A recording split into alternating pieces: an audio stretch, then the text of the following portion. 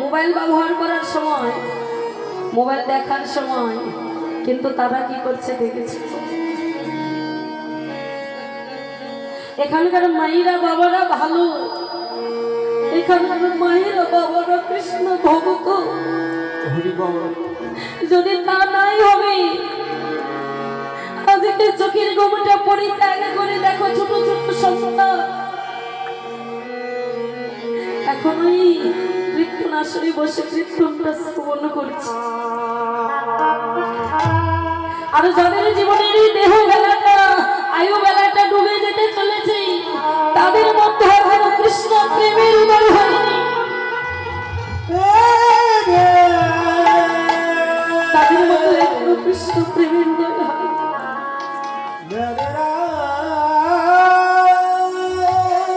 আজকে আমার দাদারা কত কষ্ট করে এই যোগ্য অনুষ্ঠানটি করেছে, তাদের কত কষ্ট হয়েছে। নগরে নগরে ভিক্ষা করে, দাঁড়ে দাঁড়ে ভিক্ষা করে নিয়ে এসে এই যোগ্য অনুষ্ঠানটা তারা করেছে। কেন নয়? আপনাদের মতন ভগতের সঙ্গ করবে বলে,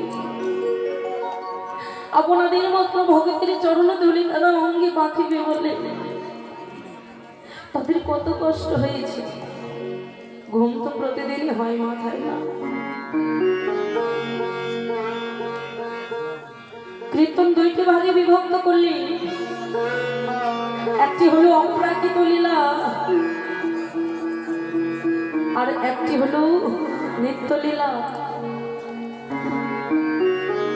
এই অপ্রাকৃত লীলা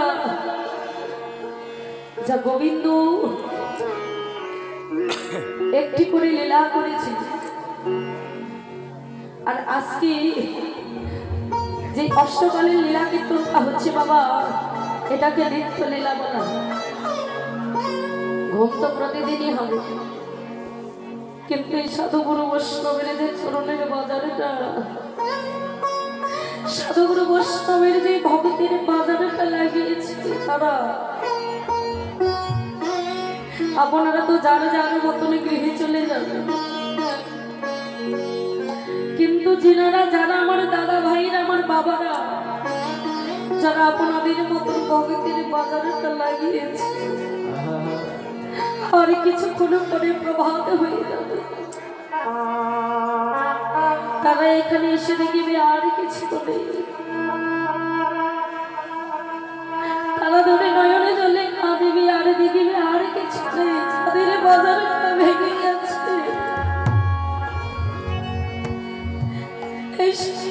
তাদের বাজারটা ভেঙে গেছে। ওই ভগতের চরণ তলে গড়া করে দিবি, আর দেখবি সেখানে ভগতের শুধু চরণ ধরা। তাই বাবা, এই মানব দেহে, এই কৃষ্ণ ভজন করার মানব দেহ পেয়ে, কৃষ্ণ বলারে বদনে পেয়ে, সাধুগুরু বৈষ্ণবের চরণ ধুলাই অঙ্গে মাখার জন্য মস্তকটা সাধুগুরু বৈষ্ণবের চরণে লুণ্ঠিত করতে আমরা পারি না। কেননা আমাদের দেহের মধ্যে আছে কামনা বাসনা, আমাদের এই জাগতিক জগতের মায়ারে বোঝা। মায়া মানে কি মা? মায়া মানে হচ্ছে অন্ধকার। এই জাগতিক জগতের মাঝে মায়ার মধ্যে যেমনই কিছু দেখা যায় না, অন্ধকার রাত্রিতে যেমনই কিছু দেখা যায় না, এই মায়ের মাঝেও কিন্তু তেমনই কিছু দেখা যায় না। আর আমার কৃষ্ণ হলো সূর্য সম। এই জাগতিক জগতে তোমরা সংসারের জন্য কেঁদো না, একেবারে কৃষ্ণ বলে কেঁদে দেখো। কৃষ্ণ বলে কাদার মধ্যে সুখ আছে। কৃষ্ণ ভজমানে করে সংসারে আইন মিছে মায়ায় বদ্ধ হইয়া বৃক্ষ সম হইয়া, তারই দেওয়া ফলে ফলে সকলে কিছু আহার করবে, বিনিময়ে তো তাকে কিছুই দিতে পারে। তারে দেওয়া ফলে মলে সকলে কিছু আহারে করে দেহটা আজও বেঁচে আছে। কিন্তু যার জন্য দেহটা বেঁচে আছে, যার জন্য আমরা ঠিক মতো চলতে পারছি, খেতে পারছি, আমরা কিন্তু দিন অন্তে তার খোঁজ একবারও নিই না। কোনদিন গোবিন্দের চরণে বসে বললাম না, প্রভু গো, এই জাগতিক জগতে সবাইকে ভালো দেখেছি, বলো না, বলো না দয়াময় তুমি কেমন আছো? বলা হয় না, গোবিন্দের চরণে বসে বলা হয় তুমি আমার স্বামীকে ভালো রেখো, সন্তানকে ভালো রেখো। কিন্তু কোনদিনই বলা হয় প্রভু তুমি তো আমাদের সবাইকে ভালো রেখেছো, বলো না প্রভু তুমি কেমন আছো? তাকে কথা দিয়ে আমরা তাকে ভুলে গেলাম, কিন্তু সে আমাদেরকে ভুলে না। সেই গোলকী বিহারী গৌর হরি আজকে গৌরী রূপী সেই সাগরেরটা নিজে করুণা করে কৃপা করে এই আমাদের মতো ছোট ছোট খাল বিলের পক্ষে নিজেই ছুটে এলে। আজকে গৌরাঙ্গ মহাপ্রভু নদীয়ার মধ্যে আজকে দুটি নয়নে জলে কেঁদে কেঁদে বলছে ভগবান তোমরা একবার এসো আজ আমরা হরি নামে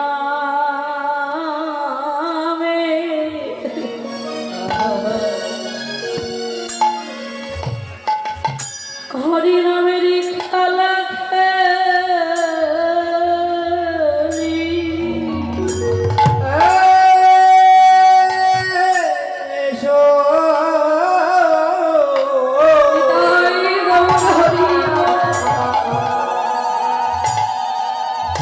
এসো হরি নামে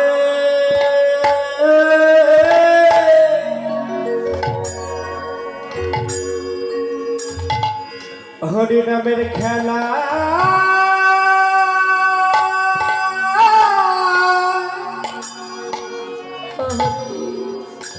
খেলা খেলি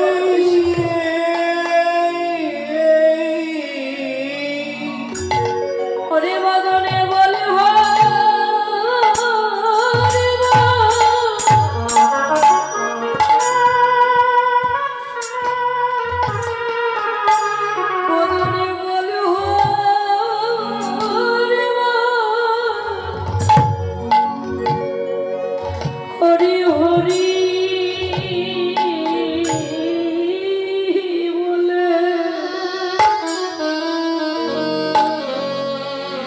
একেবারে শহরি নামে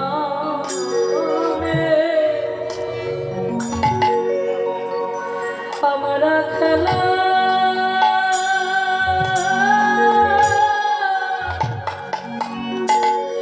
আমরা খেলা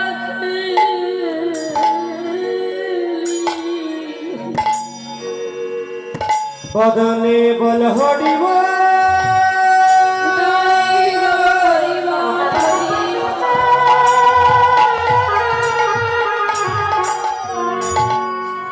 হরি বলে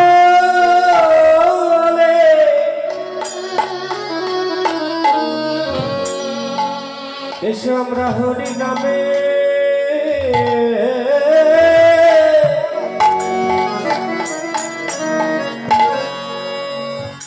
হরি নামের খেলা খেলি অনেক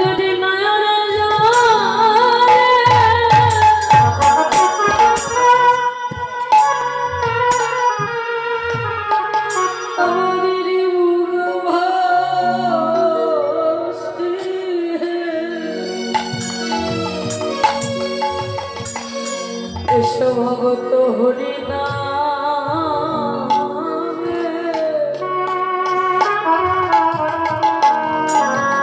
আমরা খেলা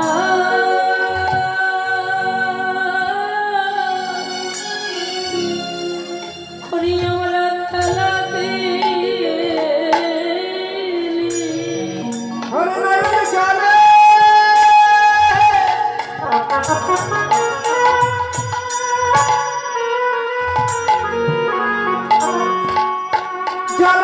ভাষায়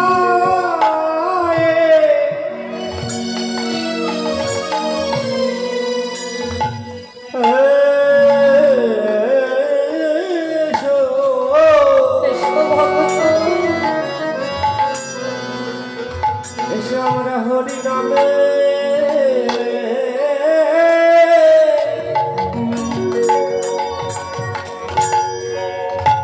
হরি নামের খেলা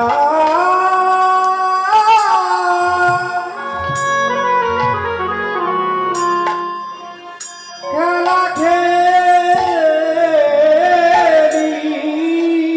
বলি আমাদের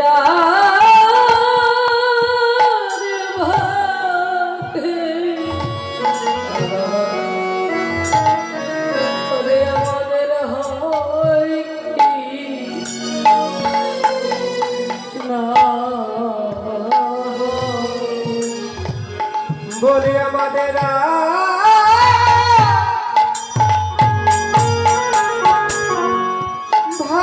ভাগ্যে বলি হয় কি না বলি আমাদের সাধু গুরু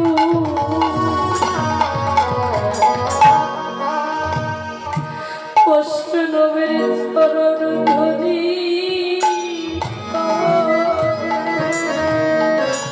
বলি আমাদের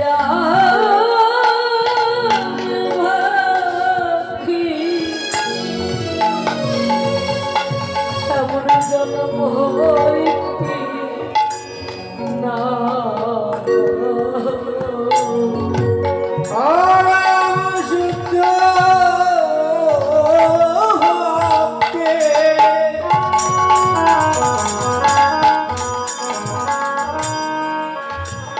ভক্তের চরণ ধুলি পাওয়া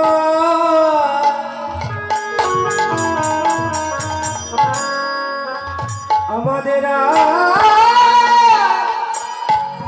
ভাগ্যে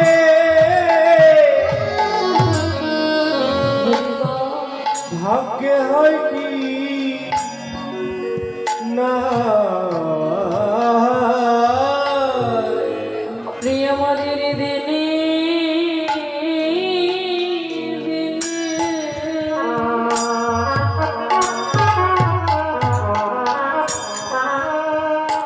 আমাদের ডুবে যায় আয়ু মেলা বলি আমাদের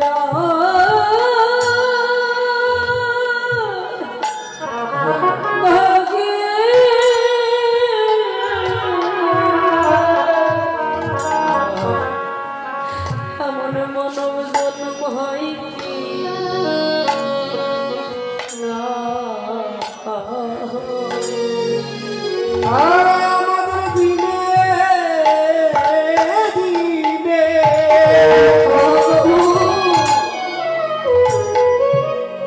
হয়ে যায় উবেলা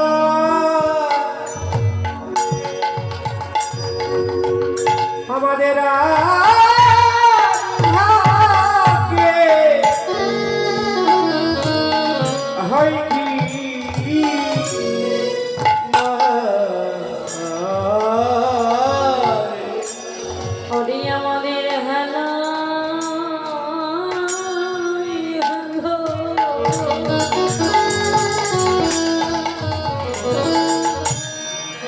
ডুবে যায় আমাদের আয়ু বেলা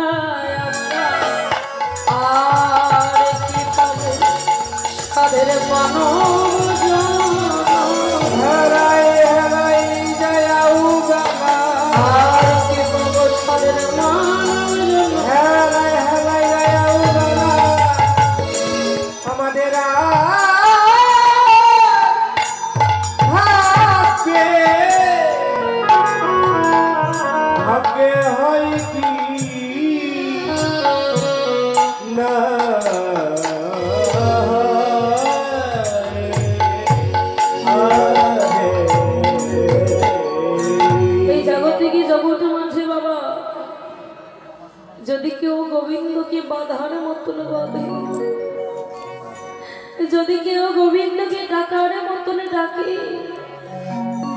প্রভুকে আর ঘরে বসে থাকতে পারে?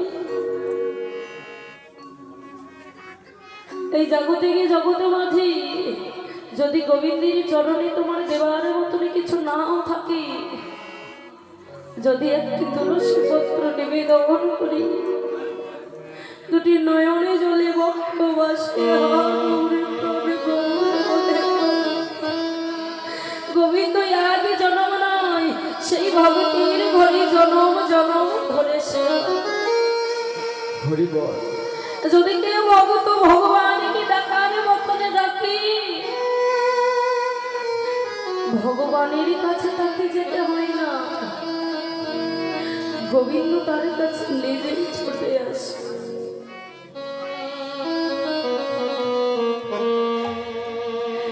এই জাগতিক জগতের মাঝে রাজস্বী যজ্ঞ হয়েছিল, পাপ কোনোদিনই কিন্তু পাপ কেউ ছাড়ে না। ভগবানও পাপ করেছিলেন। ভগবান পাপ করেছিলেন কবে গো?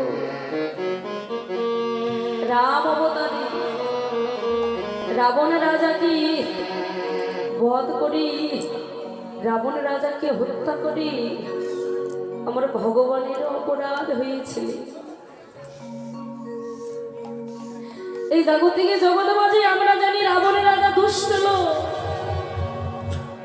রাবণ রাজা গোবিন্দকে ভালোবাসতে জানে না। রাম রাবণের যুদ্ধ হয়েছিলেন কেন? আমরা জানি ভগবানের বউকে চুরি করেছিল বলে, তাই না মা? আমরা তো জানি রাবণ রাজা দুষ্ট লোক, কিন্তু রাবণ রাজা দুষ্ট লোক নয়। রাবণ রাজাও হচ্ছে প্রকৃত এক ভক্ত। যখন রাবণ রাজা মা সীতাকে হরণ করেছিলেন, নিয়ে গিয়ে কোথায় রেখেছিলেন বাবা? অশোক কাননে, যেখানে কোনো শোকের ছায়াও পড়ে না, সেখানে মা সীতাকে নিয়ে গিয়ে রেখেছিলেন। মন্দাদরী আগে দিনে তার স্বামীকে ডেকে বলছে, স্বামী, এই জাগতিক জগৎ মাঝে তোমার লঙ্কা পড়িতে তোমার 10,000 স্ত্রী থাকতি, তুমি কেন ভগবানের বউকে চুরি করবি? জগতে কি আর কেউ ছিল না? জগতে তো আরো কত কে ছিল, তুমি কেন ভগবানের বউকে চুরি করলে? বলছি মন্দাদরী, যদি আমি মা সীতাকে চুরি না করতাম, যদি আমার মা সীতাকে আমার লঙ্কা পুরীতে না নিয়ে আসত, এই লঙ্কা পুরীতে কোনোদিন লক্ষ্মী প্রতিমার ঘর স্থাপন হতো না। যদি আমার সীতা মাকে আমি চুরি না করিতাম, কোনোদিন আমার লঙ্কা পুরীতে লক্ষ্মীর ঘর স্থাপন হতো না। লক্ষ্মীর ঘর স্থাপন যদি না হতো, কোনোদিন তুলসী বৃক্ষ রোপণ হতো। হরি বল। আর যদি তুলসী বৃক্ষ রোপণ না হতো, কোনোদিন মহাপ্রসাদ হতো না। আর যদি মহাপ্রসাদ না হতো, তাহলে কোনোদিন ভগত সেবা হতো না। আর ভগত সেবা